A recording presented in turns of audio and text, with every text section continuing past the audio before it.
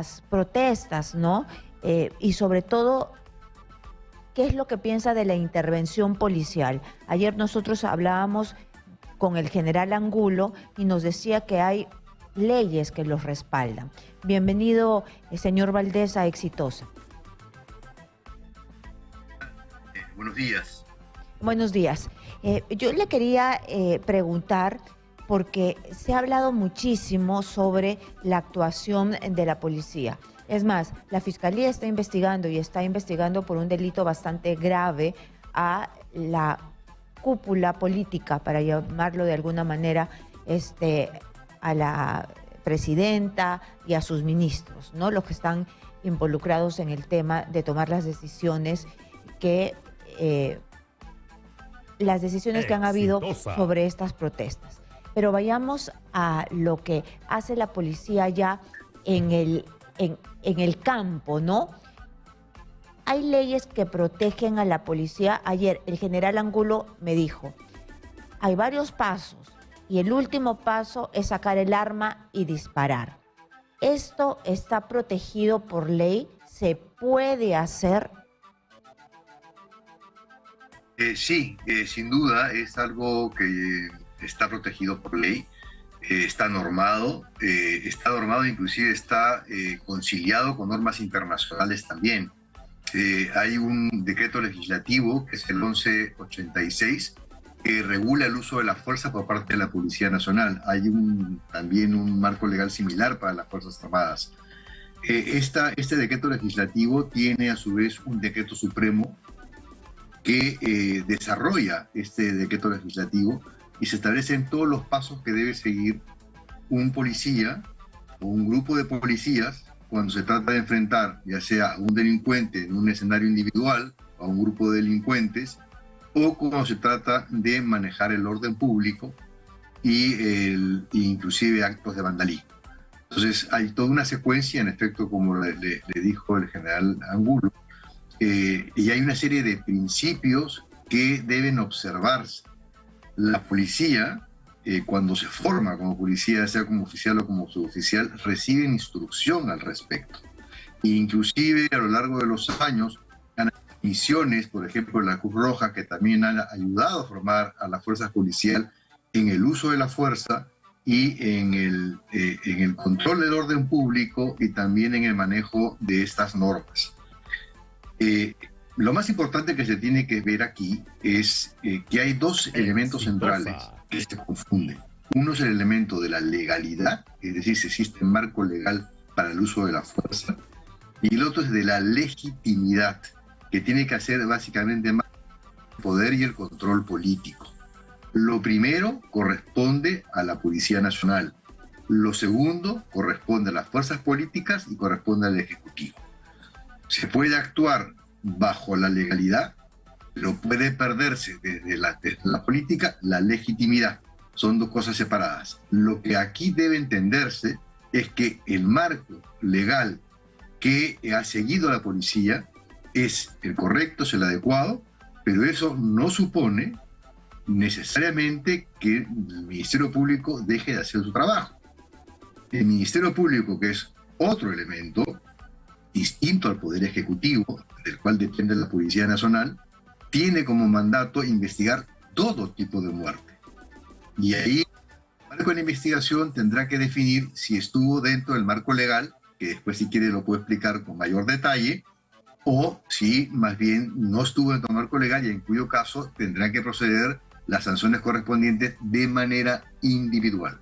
Muy bien, entonces, para que todos entendamos lo que ayer el general Angulo me dijo, y para que todos sepan, el general Angulo fue uno de los generales que fue respaldado por Avelino Guillén en esta guerra que hubo, ¿no? Y que terminó con la renuncia de Avelino Guillén con el general, el excomandante general de la Policía Nacional, que ahora está en prisión por la venta de los ascensos.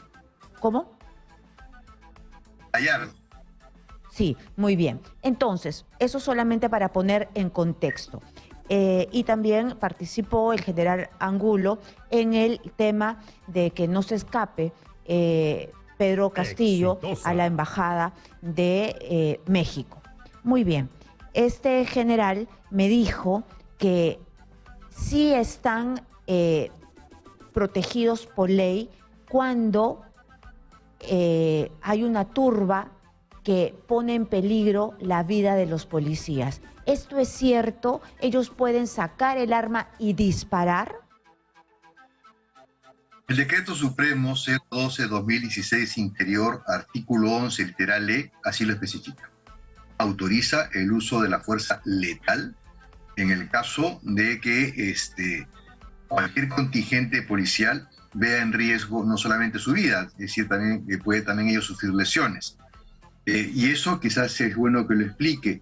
Tiene que hacer con los tres principios que mencionaba. El primer principio es el de la legalidad, es decir, si es que la actuación policial tiene un marco legal. Y el marco legal está dado desde el momento, además, en que nos encontramos en estado de emergencia.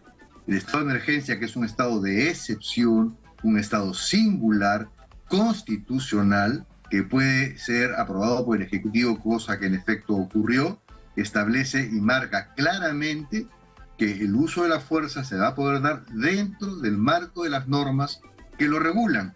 Ese es el decreto legislativo 86 al cual yo me hacía referencia, y otras pautas más, están en el Código Penal, etc.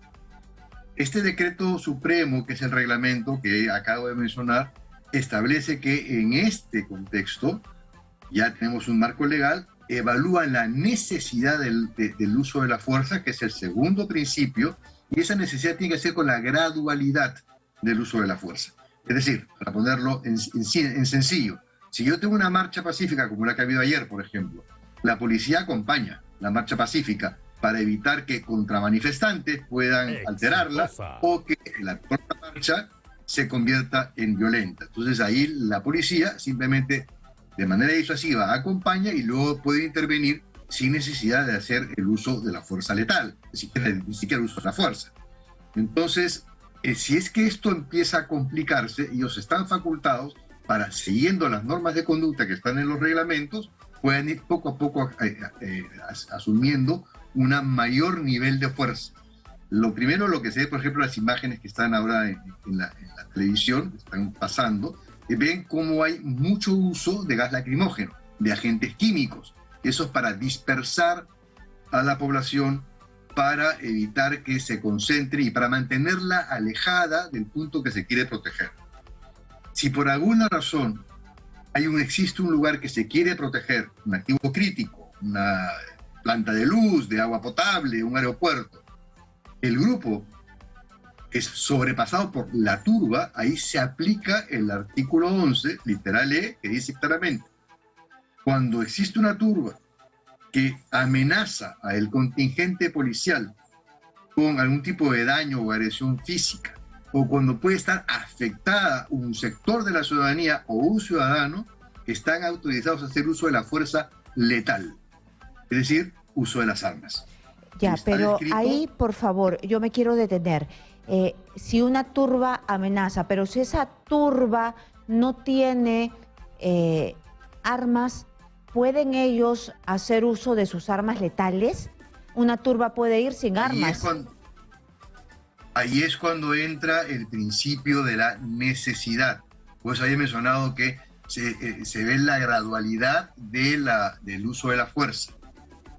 Sin embargo, cuando esta turba no tiene armas, pero sí tiene piedras y dispara piedras, y las piedras, porque lo que establece el artículo 11 es simplemente un tipo de agresión con objetos, también puede ser muy agresiva.